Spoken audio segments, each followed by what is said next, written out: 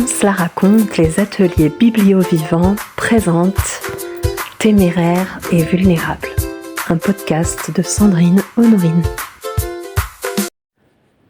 Bonjour à toi, cher auditeur et chère auditrice du podcast Téméraire et vulnérable.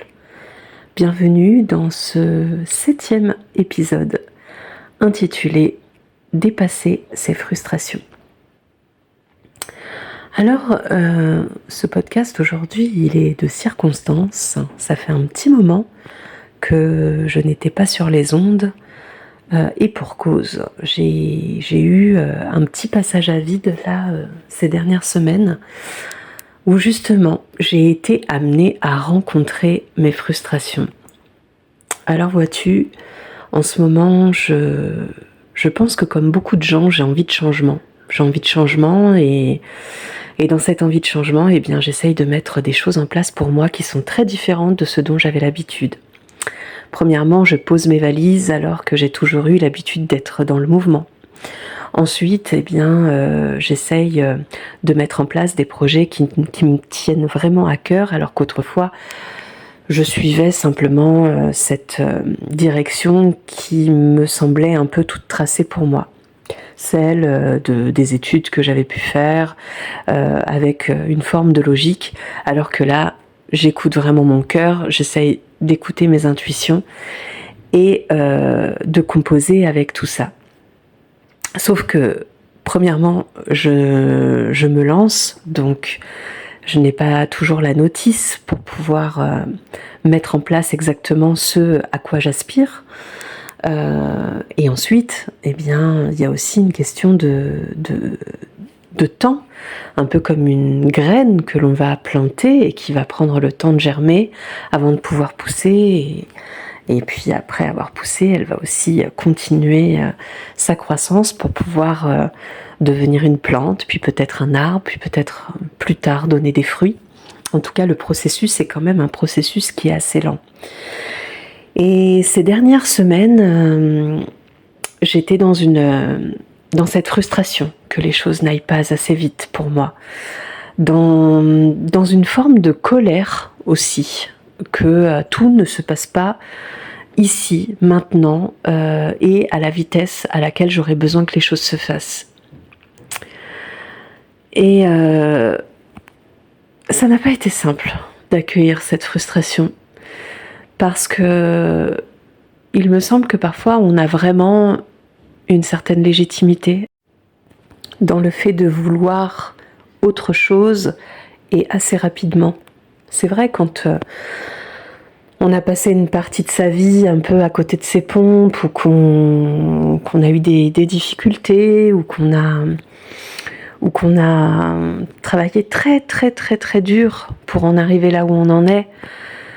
Et qu'on se sent un peu fatigué, eh bien, on a cette légitimité de vouloir autre chose et mieux tout de suite et maintenant. Mais parfois, ce qu'il y a de meilleur pour nous peut prendre un certain temps, peut demander une forme de maturation. Et ce dont je me suis aperçue en faisant face à mes frustrations, c'est que pour pouvoir vivre cette vie à laquelle j'aspire, il y avait quelque chose d'essentiel à faire dont j'avais pas tellement conscience. Eh bien, c'était faire le deuil. Faire le deuil de cette vie où je ne me suis pas toujours écoutée. Faire le deuil de cette vie où j'ai peut-être effectivement parfois eu la sensation de perdre mon temps ou de ramer, ou d'être dans une forme de difficulté. Faire le deuil aussi des choses qui paraissent peut-être idéales, ou de ces illusions que l'on a entretenues pendant des années. Être véritablement à l'écoute de soi, c'est aussi parfois dire au revoir, prendre le temps de dire au revoir à cette vie qui ne nous correspond plus. Et c'est bien de le faire parce que c'est en faisant le bilan de ce qui a été fait et qui n'est plus à faire qu'on peut donner une meilleure direction à la fois à son présent et aussi par là même à son futur. Mais aussi c'est ce qui permet surtout d'être en paix et d'accueillir un peu mieux les aléas de la vie. Ça permet d'être un petit peu plus gentil avec soi et de comprendre que notre expérience, quelle qu'en soit sa nature, nous a enseigné, nous a enrichi et a contribué à la construction de la personne que l'on est devenu.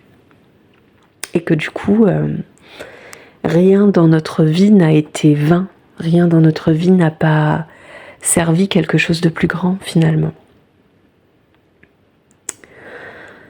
Et regarder ces frustrations en face, s'apercevoir que parfois on manque un petit peu de patience, s'apercevoir que derrière notre impatience justement il y a une colère qui n'a pas été regardée, une tristesse qui n'a pas été exprimée, soignée, un désir peut-être qui n'a pas été écouté, qui n'a pas été exaucé. La frustration, ce n'est finalement que cette petite voix qui dit « Attends, avant de continuer ton chemin, s'il te plaît, regarde un peu plus à l'intérieur de toi. Prends un peu de recul et aperçois-toi que tu avances malgré les obstacles, que tu avances malgré les difficultés. Et réjouis-toi du chemin parcouru et réjouis-toi aussi des surprises à venir. Et puis exprimons ces moments où c'est compliqué. Exprimons ces moments où on a envie de tout envoyer valser, où on a envie de tout casser, de prendre son sac à dos et d'aller je ne sais où. On a tellement envie de fuir quand les choses ne se passent pas comme on aimerait qu'elles se passent. C'est humain, c'est tellement humain. Et cette fuite, cette envie de fuir, elle a plein de choses à nous raconter. Elle a plein de choses à nous dire. Elle a envie de nous dire qu'il y a des choix qu'on aimerait faire différemment. Elle a envie de nous dire, cette envie de fuir, qu'on a profondément besoin de vivre autrement, de fonctionner autrement. Et elle a aussi envie de nous dire patience, parce que tout est en bon chemin, si seulement tu y crois, si seulement tu le décides, et si seulement tu continues de poursuivre cette route, même si tu n'y vois pas grand-chose. Donc voilà, je vous avoue que en ce moment, c'est pas la méga forme. Je suis plutôt du genre solaire, pump it up. Mais là, c'est plutôt un moment de clôture pour moi, de deuil.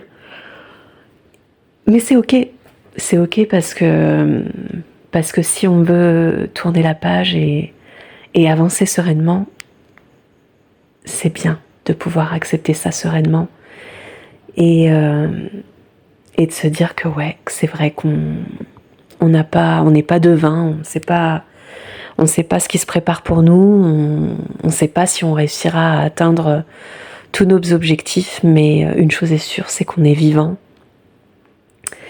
et qu'on a déjà beaucoup de choses pour lesquelles se réjouir et qu'on peut continuer d'avancer en faisant des choix qui sont davantage en cohérence avec nous-mêmes. Donc voilà, aujourd'hui j'avais envie de t'encourager à poursuivre ton chemin malgré les peurs, malgré les frustrations, malgré le sentiment de ne pas toujours y voir très très clair dans tes envies, dans tes directions. Et n'aie pas peur